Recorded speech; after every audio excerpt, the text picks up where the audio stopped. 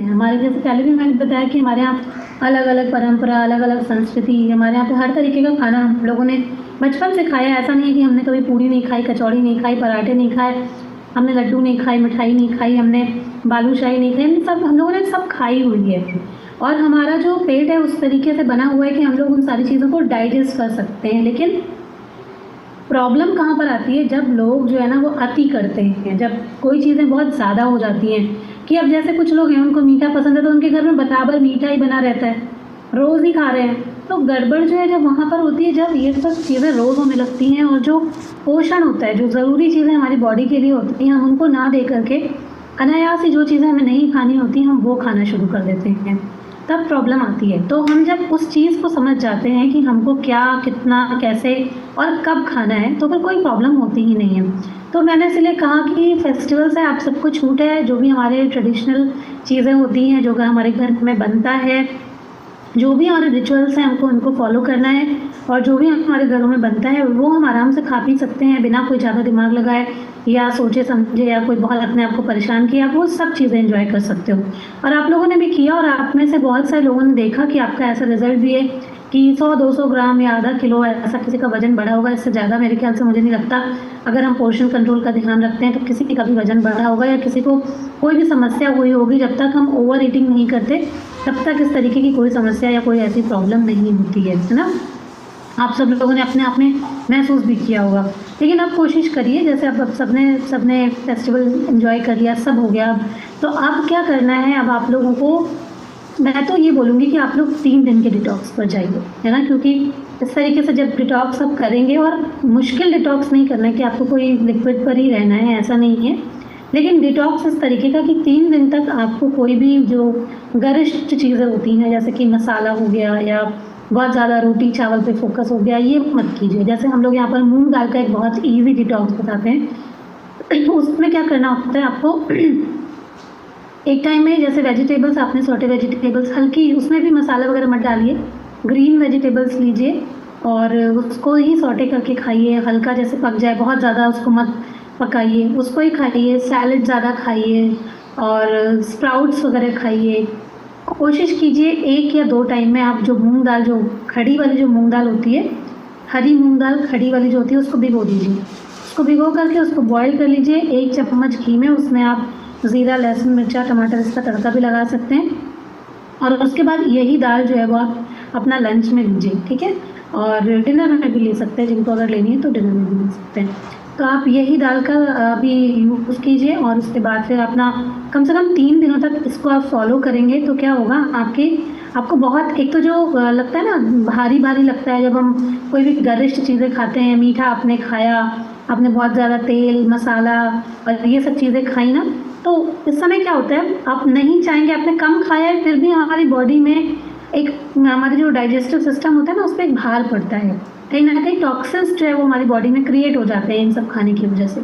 तो जब आप डिटॉक्स करेंगे तो ये सारे टॉक्सिन्स हमारी बॉडी से रिमूव हो जाएंगे और हमारी बॉडी वैसे ही फिर से फ्रेश हो जाएगी, ठीक है। तो इसलिए बहुत ज़रूरी है कि अभी हम लोगों ने खा लिया, हमने त्यौहार को एंजॉय कर लिया, लेकिन अब जो है वो हमको अच्छी तरीके से डिटॉक्स को फॉलो करना है। डिटॉक्स से आपकी जो डाइजेस्टिव सिस्टम है उसकी भी सफाई हो जाएगी, पूरा साफ़ हो जाएगा, जो कहीं भी, जहाँ कहीं भी गंदगी है। पानी अच्छे से पीजिए ताकि अच्छे से सफाई हो सके। फाइबर मतलब कि सैलड जो है, ये सब चीज़ें अच्छे से खाइए। मिलेट्स का यूज़ करिए अपने खाने के लिए, है ना।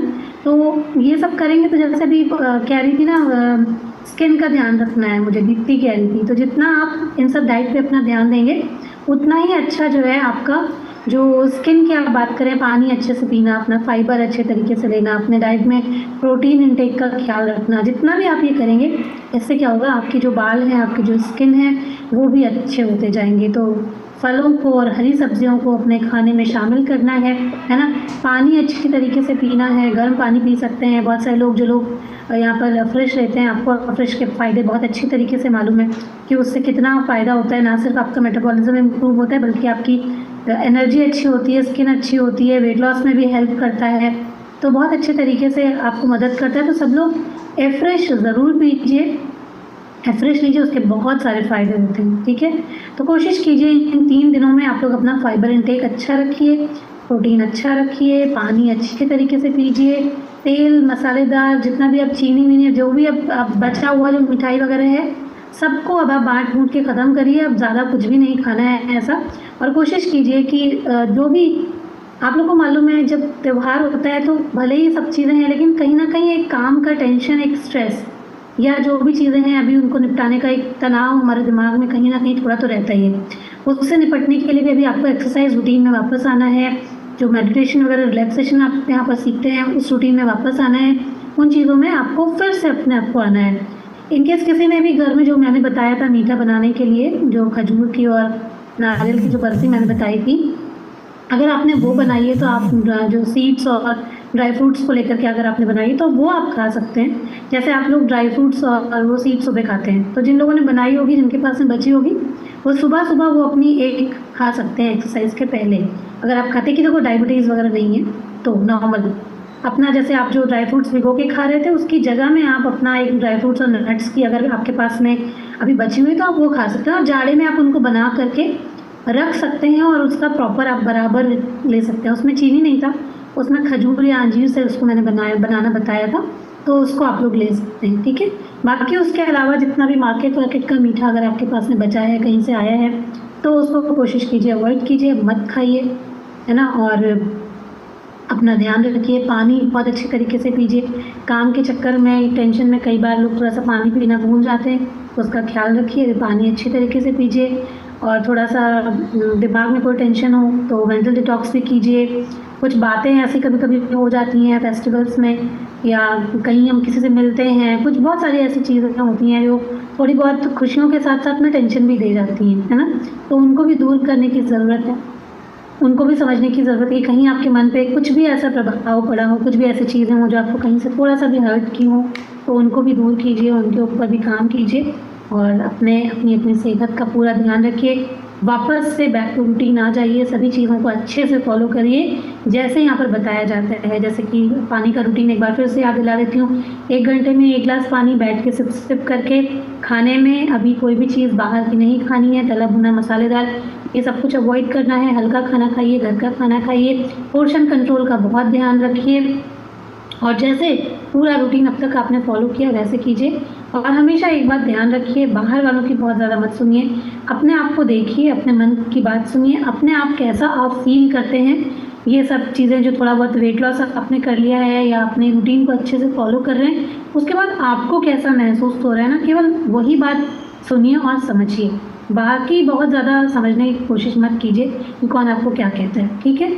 बहुत सारे लोग जो है वो जो लोग न्यूट्रिशन लेते हैं वो समझते हैं, वो लोग जो वेट लॉस करते हैं आप लोगों ने देखा होगा, उनका रिजल्ट सबका देखा होगा, तो कहीं से भी ना तो आपको फेस कमज़ोर दिखाई पड़ेगा, ना ही कहीं से कोई भी एनर्जी में कमी आती है ना।